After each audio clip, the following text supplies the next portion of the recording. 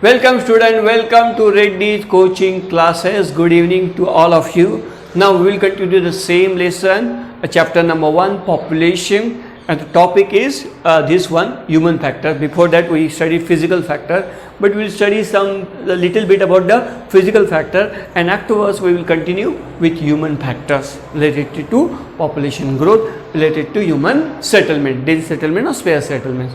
So if a dormant volcano, बराबर पिछली lecture में मैंने वॉल्केनो के बारे में बताया था कि वॉल्केनिक इरप्शन होता है तो सल्फ्यूरिक एसिड और बहुत सारे नाइट्राइड्स जो है वो निकलते हैं, बराबर, और उसकी वजह से सॉइल क्या होता है, फर्टाइल होता है, वहाँ कुछ भी खेती कर सकते हैं, बराबर, कुछ भी उग जाता है, वहाँ की सॉइल भी सबसे फर्टाइल होती है, तो वहाँ डेंस पॉपुलेशन हो जाता है, लोग वहाँ रहने जाते हैं. Now if a dormant volcano erupt someday this settlements में फेस डिजास्टर. अभी देखो इंडोनेशिया में वॉल्केनो का इरप्शन हुआ था, सिसिली में भी माइल्ड इरप्शन वॉल्केनो का हुआ था, लेकिन सिसिली में इतने लोग मरे नहीं, इंडोनेशिया में लोग मर गए थे, बराबर, और उनके खेतों की हालत ख़राब हो गई, घर में सब तबाह हो गए. तो ऐसे भी होता है वॉल्केनिक इरप्शन. तो तुम लोग बोलेंगे वहाँ लोग क्यों जाते हैं, क्यों वहाँ लोग रहने के लिए जाते हैं वॉल्केनो के पास. वॉल्केनो का इरप्शन कभी भी हो सकता है, लेकिन उसका फ़ायदा भी है. वॉल्केनो का इरप्शन हर साल नहीं होता है, बराबर, उसका volcanic eruption may happen after 25 years, 50 years, sometimes 100 years. और डॉर्मेंट वॉल्केनो रहेगा तो बहुत टाइम है, जैसे अपने यहाँ डॉर्मेंट वॉल्केनो है, बराबर. तो इंदिरा पॉइंट आपको मालूम रहेगा, इंदिरा पॉइंट ये डॉर्मेंट वॉल्केनो इंडिया का, बराबर, मेनलैंड में नहीं है, बराबर, near Andaman Nicobar island. So if a dormant volcano erupt someday, so this settlement में फेस डिजास्टर. अभी डिजास्टर तभी हो सकता है, loss of human life, loss of property, ये सब हो सकता है. नाउ दे में face economic losses and loss of life. Economic losses तो होगा ही, जो भी खेती है, वहाँ छोटी छोटी इंडस्ट्रीज़ है, agricultural and ancillary industries activities है, उसका नुकसान होगा तो इकोनॉमिक लॉस होगा. उसके साथ साथ दूसरा लॉस क्या होगा, लॉस ऑफ लाइफ. कितनी ज़िंदगी मर सकती है, जान जा सकती है. Now shows people leaving their places of eruption of Mount Agung in Bali. देखो बाली इंडोनेशिया, बराबर, बाली जो है, बराबर, इंडोनेशिया, वहाँ ये वॉल्केनिक इरप्शन हुए, लोग यहाँ वहाँ से जो भी सामान हाथ में ले सकते हैं, वैल्यूएबल प्रेशियस सामान अपना उठा के, पैसा गहने जो भी है उठा के सब भाग रहे हैं. तो ऐसा इवैक्यूएशन होता ही है, इवैक्यूएट करना पड़ता है, उस जगह से खाली करना पड़ता है, लेकिन बाद में फिर से नॉर्मल होने के बाद वो फिर से लौटते हैं अपनी जगह पर. तो ये सब फिजिकल फैक्टर्स हम लोगों ने देखा related to population growth and specially related to human settlement और human habitation. Now we will study about human factors. अभी हम लोग ह्यूमन फैक्टर्स पढ़ेंगे. ह्यूमन फैक्टर्स यानी इंसान, बराबर. तुम लोग बोलेंगे पॉपुलेशन ह्यूमन सेटलमेंट में इंसान का क्या रोल है, वहाँ तो नेचर रोल ज़्यादा करता है. फिजिकल फैक्टर्स में हम लोग related to nature, related to सृष्टि प्रकृति हम लोग बोलते हैं ना, बराबर, तो उसका रोल ज़्यादा है, ह्यूमन फैक्टर्स का रोल ज़्यादा है. क्यों है अभी हम लोग वो पढ़ेंगे. फर्स्ट है देखो agriculture. Now increase in agricultural production due to use of fertilizers and irrigation make it possible to support more population. Agriculture ये सबसे इम्पॉर्टेंट है, बराबर. देखो इंसान कब से सिविलाइज हो गया, बराबर. आपने साइंस में पढ़ा है ह्यूमन इवोल्यूशन के बारे में, चाहे हिंदी मीडियम हो, इंग्लिश मीडियम हो, या कोई भी मीडियम हो, बराबर, हर मीडियम में, साइंस में, बराबर, सब जगह ह्यूमन इवोल्यूशन यानी इंसान का विकास कैसे हुआ, बराबर, ये इम्पॉर्टेंट है. देखो इंसान के विकास में सबसे दो इम्पॉर्टेंट चीज़ें, दो खोजे हुई, इनोवेशन बोलते हैं, बराबर. वो हुआ पहले फायर. आदमी आग लगाना सीख गए. आग लगाने बोलते हैं, दो पत्थर लेके ऐसा ऐसा करके आग लगाते थे, वो सबसे इम्पोर्टेंट था. वो जो जिसने खोजा, अब वो कोई भी साइंटिस्ट नहीं थे, वो सब तभी इंसान जब गुफा में रहते थे, बराबर, जंगल में रहते थे, बराबर, तभी खेती नहीं करते थे, तो वो सबसे पहला इम्पोर्टेंट इनोवेशन था, पहली सबसे इम्पोर्टेंट खोज थी. क्योंकि उससे क्या हुआ, आदमी का सर्वाइवल यानी सर्वाइवल का ग्रोथ हो गया, यानी वो सर्वाइव होने की उसमें क्षमता बढ़ गई, बराबर. और उसका बहुत सारे फायदे हुए. आग के तो फायदे आप देख रहे हैं, बराबर. आज खाना ना बनाना चाहिए, खाना बनाना के लिए आपको क्या लगता है, गैस लगता है. यू रिक्वायर गैस, बराबर, गैस सिलेंडर और gas what ever you call it for cooking. Cooking के लिए, खाना बनाने के लिए हम लोगों को क्या चाहिए? गैस चाहिए, बराबर। स्टोव चाहिए, किसी के घर में स्टोव है, किसी के घर में गैस है, बराबर। किसी के घर में ओवन है, बहुत सारे अलग अलग इस्तेमाल कर रहे हैं। लेकिन ये सब क्या है? Related to what? फायर, बराबर, रिलेटेड टू फायर, बराबर। सो फायर ये पहला इन्वेंशन। दूसरा इन्वेंशन हो गया चक्का, व्हील। व्हील उसने ढूंढ लिया, फिर एक एक इसमें से इन्वेंशन हो गए। फिर तुम्हारे पहले बैलगाड़ी आ गई, घोड़ा गाड़ी, बग्गी बोलते हैं ना, वो आ गई। हॉर्स कैरियज बोलते हैं हम लोग उसको इंग्लिश में। उसके बाद बहुत सारे फिर इन्वेंशन आते गए। तो ये दो इन्वेंशन तो इंपॉर्टेंट थे, लेकिन तीसरा इन्वेंशन सबसे इंपॉर्टेंट था, वो था एग्रीकल्चर। एग्रीकल्चर या एग्रीकल्चरल एक्टिविटीज। पहले इंसान इतने झुंड में नहीं रहता था, बराबर। एक 2-3 फैमिली रह के जंगल में ऐसे घूमते थे, शिकार करते थे, फल फूल जो भी है मिल के खा लेते थे, बराबर। और जंगली, हम लोग एक तरह से जंगली जानवर जैसे ही रह रहे थे, हम लोग सिविलाइज नहीं थे। लेकिन जब से इंसान ने एग्रीकल्चरल करना ढूंढ लिया, तभी एग्रीकल्चरल एक्टिविटीज नहीं थी स्टोन एज में या न्यूलिथिक मैन में, बराबर। एग्रीकल्चरल एक्टिविटीज नहीं थी। लेकिन जैसे जैसे आदमी सिविलाइज होने लगा, सिविलाइज होने का भी इंपॉर्टेंट है। सिविलाइज यानी क्या? इंसान बना, जानवर से वो क्या हो गया? इंसान बना। वो भी किसकी वजह से? एग्रीकल्चर की वजह से। क्योंकि अपनी जितनी भी संस्कृति है, कोई भी देश की संस्कृति देखो, कोई भी देश का कल्चर देखो, वह एक्चुअली रिलेटेड है एग्रीकल्चरल। हमारे हिंदू धर्म में जो भी है, या क्रिश्चियन धर्म में है, मुस्लिम धर्म में, सब प्रथाएं जो है, बराबर, अलग अलग ट्रेडिशंस है, कस्टम्स, रिचुअल्स, राइट्स, बराबर। भले हम लोग अलग अलग देवताओं का नाम लेते हैं, बट दे आर डायरेक्टली और इनडायरेक्टली रिलेटेड टू एग्रीकल्चर। खेती ने हमको इंसान बनाया, खेती करने से इंसान का विकास हुआ और आदमी जानवर न रह के अभी इंसान बन गया। इसलिए खेती का बहुत इंपॉर्टेंस है ह्यूमन बींग्स के लिए, ह्यूमन लाइफ में। Now increase in agricultural production due to use of fertilizer. फिर लोग फर्टिलाइजर यूज करने लगे, बराबर। जैसे यूरिया बोलते हैं, अमोनिया बोलते हैं, बहुत सारे हैं फर्टिलाइजर्स, बराबर। फर्टिलाइजर, आर्टिफिशियल फर्टिलाइजर जो इंसान ने बनाए, बराबर। फिर नेचुरल फर्टिलाइजर है, गोबर है, बराबर। दूसरा भी मैन्योर है, बायोगैस जिससे बनाते हैं ना, वो मैन्योर के तौर पे भी यूज किया जाता है। And irrigation, drip irrigation, sprinkler irrigation, ये आपने 8-9 स्टैंडर्ड में पढ़ा था। ड्रिप इरिगेशन है थोड़ा थोड़ा, स्प्रिंकलर में ऐसा फवारा उठता है, बराबर। ओ irrigation make it possible to support more population. उससे क्या होगा कि एग्रीकल्चरल में और टेक्नोलॉजी आ गई, एडवांसमेंट आ गई, एग्रीकल्चर एक्टिविटीज बढ़ गई, और उसकी वजह से हार्वेस्ट, बम्पर हार्वेस्ट आने लगा, यानी फसल अच्छी आने लगी, तो पॉपुलेशन को सपोर्ट होने लगा, तो लोग ज़्यादा से ज़्यादा एक साथ रहने लगे, बराबर। So now type of agricultural, फिर अलग अलग एग्रीकल्चरल के अलग अलग टाइप्स आ गए, बराबर। खेती के अलग अलग टाइप्स आ गए, बराबर। क्रॉप्स ग्रोन, कोई कैश क्रॉप ले रहा है, कोई बेसिक क्रॉप ले रहा है, बराबर, कोई ट्रेडिशनल क्रॉप्स ले रहा है, बराबर, यानी उसके हिसाब से।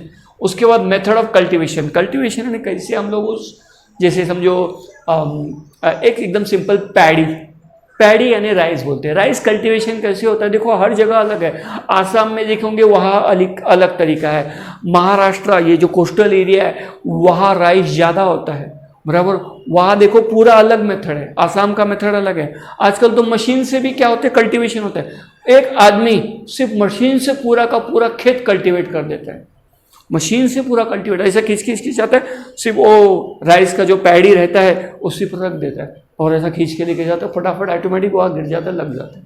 तो ये अलग अलग राइस के कल्टीवेशन के मेथड्स आ गए। कुछ ट्रेडिशनल मेथड है, कुछ एडवांस मेथड है। उसके बाद method of cultivation, specialization of particular crops और other characteristic of agricultural that affect the distribution of population. Specialization of particular crop, कुछ क्रॉप स्पेशलाइज है। जैसे आपको मालूम रहेगा कि महाराष्ट्र में सबसे ज़्यादा होता है कॉटन और शुगर में एक्चुअली नंबर 1 है उत्तर प्रदेश, और दूसरे नंबर पे है क्या बोलते हैं, महाराष्ट्र, बराबर।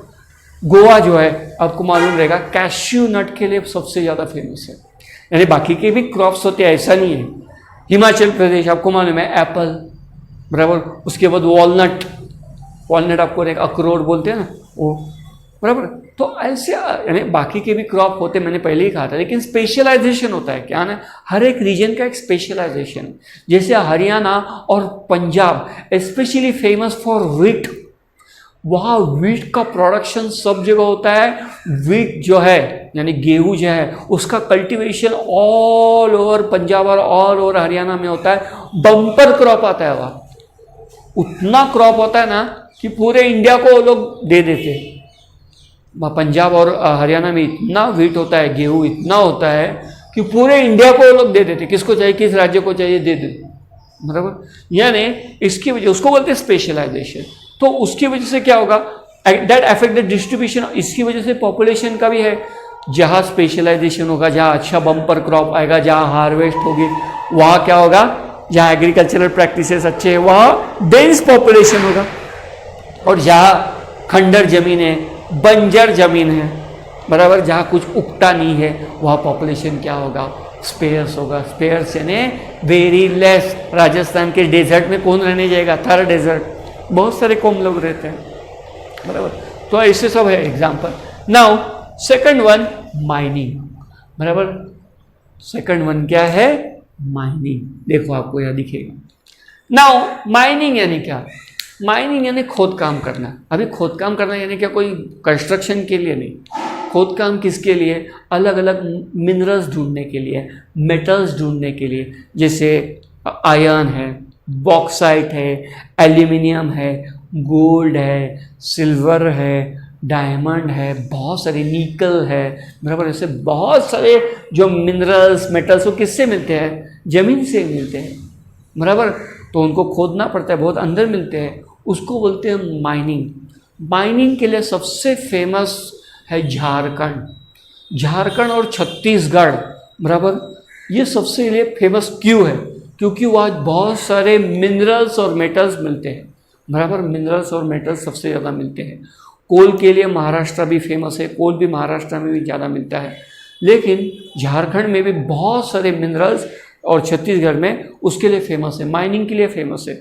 और उत्तर प्रदेश में भी है, ऐसे नहीं, उत्तर प्रदेश का भी कुछ इलाका है वहाँ माइनिंग, बिहार में भी है, बिहार, उत्तर प्रदेश, झारखंड, छत्तीसगढ़ और कुछ हद तक मध्य प्रदेश, बराबर, यहाँ माइनिंग ज़्यादा होता है। हाँ, कर्नाटका में कोलार करके जगह है और हीरा पन्ना, वहाँ हीरे मिलते हैं। हीरे का प्रोडक्शन हमारे देश में बहुत कम होता है। हीरे का प्रोडक्शन ज़्यादा से ज़्यादा होता है कॉन्गो में। कॉन्गो हीरे के लिए नंबर 1 है। कॉन्गो जो है अफ्रीका में एक छोटा सा देश है, वो हीरे के लिए पूरे वर्ल्ड में नंबर 1 है, वहाँ सबसे ज़्यादा हीरे मिलते हैं। उसके बाद रशिया में भी डायमंड बहुत मिलते हैं। ऑस्ट्रेलिया, अमेरिका में गोल्ड ज़्यादा मिलते हैं। तो लोग बोलेंगे अरे दुबई में गोल्ड मिलता है, दुबई में गोल्ड मिलता नहीं, दुबई में बेचा जाता है। तो माइनिंग जहाँ होती है वहाँ ज़्यादा से ज़्यादा लोग रहने के लिए आते हैं। क्यों, वहाँ उनको जॉब मिलेगा, माइनिंग में जॉब मिलते ही है, बराबर, वर्कर्स लगते ही है, हर एक चीज़ के लिए, काम के लिए आदमी लगते ही है। दूसरा, वहाँ बिजनेस भी चलता है, माइनिंग ना, तो वहाँ सब कुछ प्रोवाइड करना पड़ता है। माइनिंग यानी क्या, फावड़े से थोड़ी खोदेंगे, तो मशीनरी, जेसीबी, बहुत सारी अलग अलग टाइप की मशीनरी प्रोवाइड करने वाले, इसीलिए वह पॉपुलेशन डेंस होता है, क्योंकि वहाँ रोजगार मिलता है, पेट पालता है अपना। So areas with good quality mineral deposit attract industries. देखो जहाँ मिनरल्स, मेटल ज़्यादा पैमाने पर मिलते हैं वहाँ इंडस्ट्रीज तो आएगी, और जहाँ इंडस्ट्री आएगी वहाँ population settlement, human settlement dense होगा। Now mining and industrial activities generate employment. उसकी वजह से लोगों को क्या मिलते हैं, जॉब मिलते हैं। क्या मिलते हैं, जॉब मिलते हैं, तो वहाँ ह्यूमन सेटलमेंट्स ज़्यादा रहती है। अभी हम लोग थोड़ा माइनिंग के बारे में बात करेंगे, लेकिन टेक्सचुअल फॉर्म बाद में पढ़ेंगे। पहले हम लोग क्या करेंगे, बल्कि यहाँ देखेंगे, देखो हम लोग रहा है, बराबर। अभी यहाँ refer to the map showing rice producing regions of the world, बराबर। राइस कल्टीवेशन जहाँ ज़्यादा होता है, बराबर। देखो इंडिया में भी दिखाया है उन्होंने राइस कल्टीवेशन, जो रेड में जहाँ दिखाया है, बराबर। अभी आपको यहाँ दिख रहा है तो देखो, नहीं तो पीडीएफ में आपके बुक रहेगा या आपके सामने बुक रहेगा तो उसमें भी देख लो। देखो इंडिया में सबसे ज़्यादा राइस होता है, लेकिन सिर्फ इंडिया ही नहीं है, इंडिया फेमस है ज़्यादा से ज़्यादा बासमती राइस के लिए, लेकिन Indonesia, Malaysia, Philippines, Thailand, China का ये पार्ट देखो यहाँ बराबर, जापान, साउथ कोरिया बराबर, ये देश भी राइस कल्टीवेशन के लिए फेमस है। राइस कल्टीवेशन वाइड स्केल होता है, वाइड स्केल में बड़े पैमाने पर। और यहाँ देखो यूरोप की तरफ आप देखोगे तो राइस कल्टीवेशन बहुत कम जगह मिलेगा। देखो इतना सही एक रीजन है बराबर, ये भी इतना सही रीजन है। अफ्रीका में तो राइस कल्टीवेशन ना के बराबर ही है, देखो ये इतना ही एक रीजन है, क्योंकि वह राइस खाने वाले कम है। यूरोप में भी वही हालत है, वह बार्ले खाते हैं ज़्यादा से ज़्यादा, ओट्स खाते हैं, बहुत सारे अलग अलग है। उसके बाद देखो साउथ अमेरिका में इतना बड़ा कॉन्टिनेंट, लेकिन राइस कल्टीवेशन कितना कम है बराबर, वो लोग राइस कम ही खाते हैं, वो तो ज़्यादा एक्सपोर्ट ही करते हैं बराबर। नॉर्थ अमेरिका भी वही हालत है। नॉर्थ अमेरिका एक्चुअली फेमस है व्हीट के लिए, व्हीट प्रोडक्शन वहाँ ज़्यादा है, मेज प्रोडक्शन होता है नॉर्थ अमेरिका में। ब्राज़ील तो नंबर 1 है मेज प्रोडक्शन में बराबर, कॉफ़ी प्रोडक्शन में भी ब्राज़ील नंबर 1 है, तो इसके लिए लेकिन ये राइस ज़्यादा से ज़्यादा एशिया में खाया जाता है बराबर। रशिया में भी देखो वहाँ तो एक भी आपको राइस प्रोडक्शन का एक भी इलाका नहीं मिलेगा। लाल डॉट कहीं दिख रहा है क्या, देखो बराबर। तो ये सब ऐसा है। तो राइस कल्टीवेशन जहाँ जहाँ है, अभी हम लोग इंडिया की बात करेंगे तो इंडिया का देखो कोस्टल रीजन ज़्यादा से ज़्यादा राइस कल्टीवेशन के लिए फेमस है बराबर। इसका मतलब ये नहीं कि राइस कल्टीवेशन बाकी जगह नहीं होता है, लेकिन कोस्टल रीजन देखो यहाँ पूरा का पूरा लाल दिखाया है बराबर, स्पेशली वेस्टर्न कोस्ट और eastern coast. Western Ghat region यानी वहाँ का western coastal plain, western coastal plain बोलेंगे घाट सेक्शन से अच्छा, और eastern coastal plain, Bay of Bengal और अरेबियन सी, ये जो कोस्टल रीजन है वहाँ देखो राइस कल्टीवेशन ज़्यादा है। आसाम में भी राइस कल्टीवेशन है। तो ये राइस कल्टीवेशन जहाँ होता है वहाँ पॉपुलेशन या ह्यूमन सेटलमेंट ज़्यादा होती है, वहाँ ह्यूमन सेटलमेंट डेंस होती है बराबर। ओके, माइनिंग की तरफ जाएंगे बराबर। माइनिंग का जो हम लोग टॉपिक पढ़ रहे थे, पॉइंट पढ़ रहे थे उसके बारे में। So skilled and semi skilled workers move to this area and make them densely populated. अभी स्किल्ड एंड सेमी स्किल्ड जो कुशल कामगार है या थोड़े कुशल है, ज़्यादा भी नहीं है, ऐसे वर्कर्स, ऐसे कामगार लोग उस माइनिंग के इलाके में जहाँ माइनिंग होता है, खुदाई होती है, उस इलाके में खदान बोलते हैं ना, खदान होती है, वहाँ जाते हैं बराबर। सो ऑब्वियसली डेंसली पॉपुलेटेड, तो ऑब्वियसली वह पॉपुलेशन ऑटोमेटिकली बढ़ जाता है, क्योंकि वर्कर्स वहाँ जाके रहेंगे, वही काम करेंगे बराबर। सो कटांगा कॉपर बेल्ट इन जाम्बिया या अफ्रीका में, वहाँ कटांगा कॉपर बेल्ट है, वहाँ सबसे ज़्यादा कॉपर होता है। छोटा नागपुर प्लेटू इन इंडिया सबसे फेमस है। अब 9th-10th स्टैंडर्ड का कोई भी ज्योग्राफी का बुक उठाइए, आपको छोटा नागपुर कहीं ना कहीं मिलेगा ही। छोटा नागपुर बहुत फेमस है बराबर। उसके बाद Chota Nagpur plateau in India, coal and iron fields in western Europe. Western Europe यानी पश्चिम यूरोप में कोल और आयरन फील्ड, कोयला और लोहा, इसकी बहुत सारी माइनिंग होती है, वहाँ ऐसे खदानें बहुत सारी है। उसके बाद मांचूरियन रीजन ऑफ चाइना बराबर, मांचूरियन रीजन, चिकन मांचूरियन नहीं है बल्कि ये मांचूरियन रीजन है बराबर। वहाँ चाइना में, वहाँ भी माइनिंग का इलाका है, खदानें हैं। अपैलाशियन माउंटेन्स ऑफ यूएसए, अपैलाशियन माउंटेन्स ये यूएसए में बहुत बड़ा माउंटेनस रीजन है, वहाँ भी बहुत बड़े पैमाने पर माइनिंग होती है। Where population is then due to availability of mineral, वहाँ मिनरल बहुत बड़े पैमाने पर होते हैं बराबर। कॉन्गो में भी वही हालत है, सबसे ज़्यादा डायमंड कॉन्गो में मिलते हैं। सबसे ज़्यादा डायमंड कहाँ मिलते हैं? कॉन्गो में मिलते हैं। वहाँ पॉपुलेशन डेंस है, जहाँ डायमंड मिलते हैं ना, वहाँ लोग वहाँ ज़्यादा से ज़्यादा रहने के लिए जाते हैं। Now some minerals are highly valuable and they are extracted despite odd physical condition। हाँ, अभी देखो कहीं कहीं जगह फिजिकल कंडीशन यानी जोग्राफिकल कंडीशन अच्छे नहीं है, भौगोलिक कंडीशन बोलते हैं ना, भौगोलिक हालत हिंदी में बोलते हैं, भौगोलिक हालत, जहाँ हम लोग रह नहीं सकते, वहाँ जा नहीं सकते, वहाँ पहुँच नहीं सकते, वहाँ भी लोग पहुँच गए। क्यों? डायमंड मिलता है वहाँ, गोल्ड मिलता है वहाँ बराबर। कैलिफोर्निया की गोल्ड रश, ये आपने सुना रहेगा बराबर। 1930 में या 1940 में कैलिफोर्निया की गोल्ड रश, कैलिफोर्निया में गोल्ड रश यानी कैलिफोर्निया में इतना गोल्ड मिलता था कि लोग ऐसे जाते थे पहाड़ों के बीच में, तो वहाँ उनको ऐसा थोड़ा सा खोदा नहीं गोल्ड मिलता था। अभी तो सब खत्म हो गया, सब लोगों ने चोरी किया और फिर वहाँ कंपनी भी आ गई, खदानें बन गई, सब साफ हो गया इलाका बराबर। लेकिन ऐसे बोलते क्या, ऐसे जगह पे भी लोग जाते हैं. So despite all physical condition in such areas population में बी डेंस. ऐसी जगह पॉपुलेशन डेंस होता है. बराबर. Now this is true for precious and rare minerals like gold and mineral oil. बराबर. गोल्ड तो सबको मालूम है. बराबर. सोना जहाँ मिलता है, आप जाए कर्नाटका में कोलार करके जगह है. बराबर. वहाँ आप जाएंगे तो इतना पॉपुलेशन है, वहाँ डेंस पॉपुलेशन है. क्यों? क्योंकि वहाँ गोल्ड डिपॉजिट बहुत बड़े पैमाने पर है. इंडिया का सबसे ज़्यादा गोल्ड वही मिलता है. बराबर. तो ऑब्वियसली उसके बाद हीरा पन्ना जगह है, वो भी कर्नाटका में है. वहाँ भी बहुत सारी कंपनियाँ इंडस्ट्रीज है, वहाँ भी डेंस पॉपुलेशन, क्योंकि वहाँ उस खदान में सब लोग काम करते हैं. Now gold and mineral oil. Mineral oil आपको मालूम है, gulf countries, middle eastern countries, Iraq, Iran, Libya, बराबर, ये सब आपको मालूम ही है. गल्फ कंट्रीज, बराबर. वहाँ तो पूरा डेजर्ट है. दुबई भी क्या है, डेजर्ट ही तो है. बराबर. लेकिन वहाँ क्यों, कुवैत, ऐसी जगह बहुत सारी जगह है, बहरीन, यहाँ क्यों लोग रहते हैं? Mineral oil.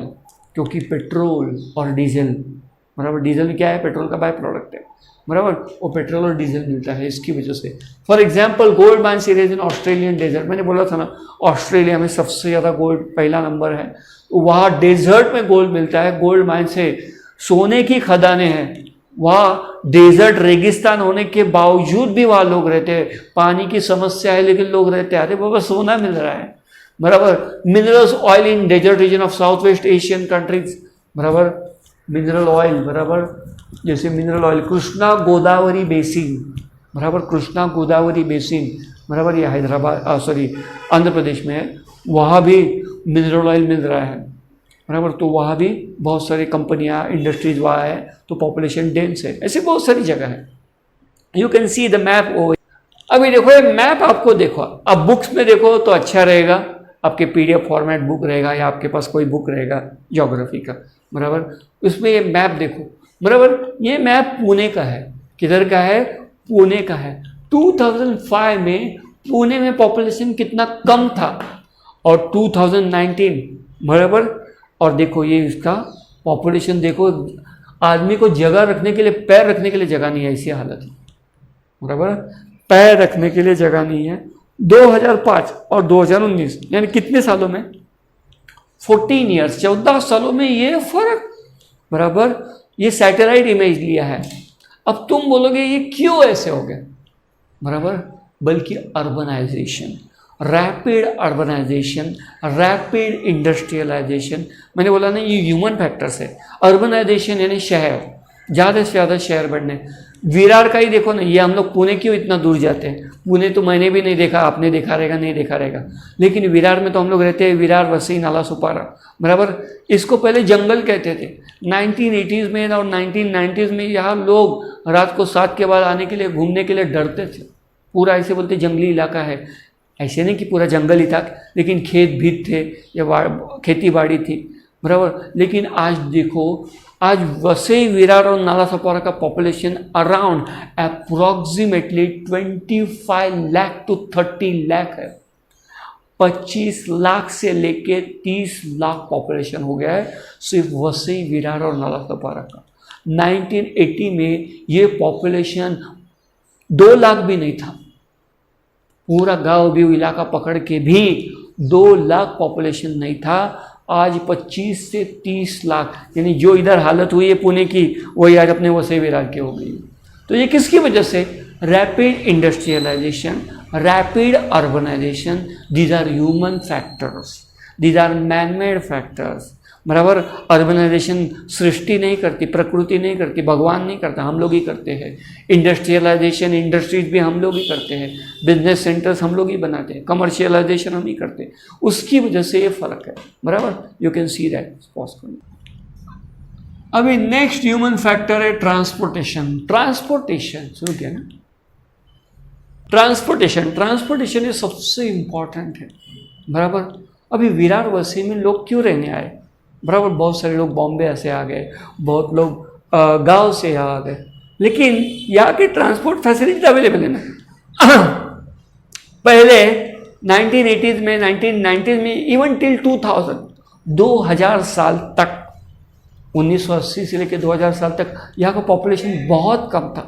बराबर, क्योंकि ट्रेन आती थी 20 मिनट के बाद, जो लोकल बोलते हैं ना, लोकल हम लोगों को बॉम्बे के लिए जाने के लिए, मुंबई के लिए जाने के लिए रहती है 20 मिनट के बाद या आधे घंटे के बाद, यानी एक ट्रेन आ गई फिर आधा घंटा रुको, 20 मिनट रुको, फिर दूसरी ट्रेन आएगी। आज देखो 5-5 मिनट में ट्रेन, बराबर कितने 5-5 मिनट में ट्रेन चालू ही रहती है, बराबर। इसको बोलते हैं ट्रांसपोर्टेशन।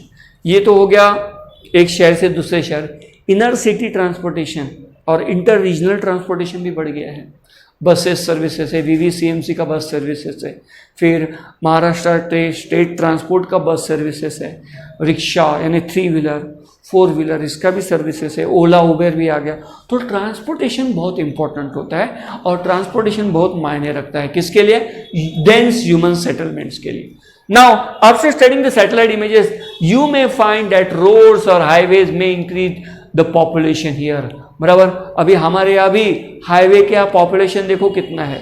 मुंबई अहमदाबाद हाईवे, हम लोग हाईवे बोलते हैं ना, बराबर। यहाँ से ही तो जाता है अपने विरार के गांव से, विरार इसके आगे जाएंगे तो, बराबर। तो वहाँ पॉपुलेशन भी बढ़ गया है, वहाँ बहुत सारी इंडस्ट्रीज आ गई है, बहुत सारी दुकान आ गए हैं, ढाबे आ गए हैं, बराबर। ऐसे लगता नहीं, रात को भी जाएंगे तो भी आपको ऐसा डर नहीं लगेगा। क्यों? क्योंकि ट्रांसपोर्टेशन, हाईवेज है, अच्छे अच्छे रोड है, ट्रांसपोर्टेशन अच्छा अवेलेबल है, बराबर। Round the clock transportation available है, 24 घंटा ट्रांसपोर्टेशन अवेलेबल है, किसी न किसी फॉर्म में अवेलेबल है। May increase the population year, अच्छे रोड रहेंगे, बराबर। रोड गांव गांव तक गए हैं, शहर शहर के हर एक इलाके में वहाँ गए हैं, तो ऑब्वियसली वहाँ पॉपुलेशन डेंस होगा, सेटलमेंट डेंस होगी। Now such regions are easy to access because of road does increasing density, बराबर। तो इनएक्सेसिबल रीजन भी एक्सेसिबल हो जाते हैं, किसकी वजह से, ट्रांसपोर्टेशन की वजह से। जहां हम लोग नहीं पहुंच सकते वहां भी पहुंच सकते, किसकी वजह से, road, construction of road and wide scale availability of transportation. So transportation is very important factor, we cannot ignore it, we cannot neglect it. Now, on the contrary, if accessibility is difficult, it takes more time and is costlier to reach there, then the region is sparsely populated. Himachal Pradesh, Uttarakhand, बराबर, Jammu and Kashmir, उसके बाद north eastern states जैसे मणिपुर है, अरुणाचल प्रदेश है, मेघालय है, बहुत सारे वहाँ है, ऐसे रीजन है वहाँ पॉपुलेशन स्पेयर से पॉपुलेशन कम है। क्यों? क्योंकि वहाँ ट्रांसपोर्टेशन अवेलेबल नहीं है। ट्रांसपोर्टेशन क्यों अवेलेबल नहीं है? माउंटेनस हिली रीजन है, स्टीप स्लोप है, क्लाइमेट एकदम हार्श है। रोड बांधेंगे ठंडी में, बर्फ, इतनी बर्फ जमेगी रोड दिखेगा ही नहीं, और बर्फ निकालते निकालते 10-15 घंटे निकल जाएंगे, बराबर। ऐसी हालत है, बराबर। ऐसी जगह पॉपुलेशन कम है। ऐसा नहीं कि वहाँ रोड है ही नहीं, लेकिन वहाँ पॉपुलेशन क्यों कम है? क्योंकि वहाँ रोड इतने बड़े नहीं है, क्लाइमेटिक कंडीशन एडवर्स है, उसकी वजह से ट्रांसपोर्टेशन फैसिलिटीज़ अवेलेबल नहीं है, बराबर। लद्दाख में आप देखेंगे ट्रांसपोर्टेशन फैसिलिटीज़ ही नहीं थी।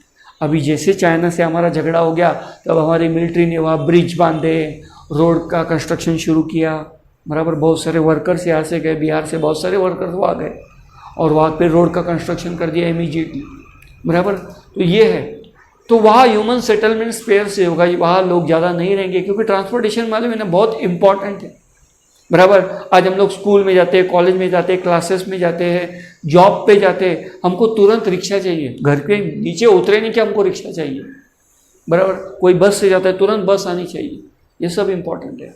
सो if accessibility is difficult, it takes more time, it's costlier to reach there. और जहाँ एक्सेसिबिलिटी नहीं रहेगी तो वहाँ टाइम ज़्यादा जाएगा और वो महंगा भी गिरेगा ट्रांसपोर्टेशन, क्योंकि वहाँ फैसिलिटी अवेलेबल नहीं रहेगी या ट्रांसपोर्टेशन अवेलेबल नहीं रहेगा, तो जो भी ट्रांसपोर्ट मोड ऑफ ट्रांसपोर्ट है उससे हम लोग जाएंगे तो महंगा गिरेगा, तो वहाँ लोग ज़्यादा रहेंगे नहीं। Now then the region is sparsely populated, तो वहाँ पॉपुलेशन हमेशा कम ही रहेगा। Now figure 1 clearly show that the population density is increased in a highway passes through this area. जहाँ से हाईवे पास होता है, बराबर, वहाँ पॉपुलेशन ज़्यादा होता है, ये याद रखना। वसई विरार का पॉपुलेशन सिर्फ कोस्टल एरिया इसकी वजह से नहीं, या फेवरेबल क्लाइमेट इसकी वजह से नहीं, मुंबई अहमदाबाद हाईवे है। आज जितना भी गुड्स, कमोडिटीज़, सर्विसेज जो भी मिलती है हमको, वो इस हाईवे की वजह से, क्योंकि बहुत सारी चीज़ें हमारे यहाँ बॉम्बे से आती है या गुजरात से आती है या अलग अलग रीजन से आती है, अगर यह हाईवे नहीं होता तो वो चीज़ें हमारे घर तक या हमारे मार्केट तक पहुंचने के लिए मुश्किल हो जाता था, फिर यहाँ लोग ज़्यादा रहते नहीं थे। लेकिन हाईवे है, अच्छा रोड नेटवर्क है, अच्छा ट्रांसपोर्टेशन अवेलेबल है और इसकी वजह से पॉपुलेशन डेंस है, बराबर। वैसे विराट में भी है, मुंबई में भी है, ऐसे बहुत सारे शहर है, बहुत सारे ऐसे इलाके हैं, बराबर। तो ट्रांसपोर्टेशन जहाँ अच्छी तरह से अवेलेबल है, बराबर, वाइड स्केल एक्सेसिबिलिटी है, अवेलेबिलिटी है, जहाँ अच्छे रोड्स है, हाईवेज है, ट्रांसपोर्टेशन की सब फैसिलिटीज़ अवेलेबल है, तो वहाँ पॉपुलेशन डेंस ही होगा, ह्यूमन सेटलमेंट डेंस ही होगा। और जहाँ उसकी अनअवेलेबिलिटी है वहाँ पॉपुलेशन स्पेयर्स होगा, कम होगा, बराबर। ऐसे बहुत सारे गांव के इलाके हैं, आज भी वहाँ ट्रांसपोर्टेशन फैसिलिटीज़ नहीं है, अच्छे रोड नहीं है, हाईवे की तो बात छोड़ो, तो वहाँ पॉपुलेशन देखो कम मिलेगा आपको, बहुत कम लोग वहाँ रहते हैं। तो ट्रांसपोर्टेशन भी बहुत इंपॉर्टेंट फैक्टर है।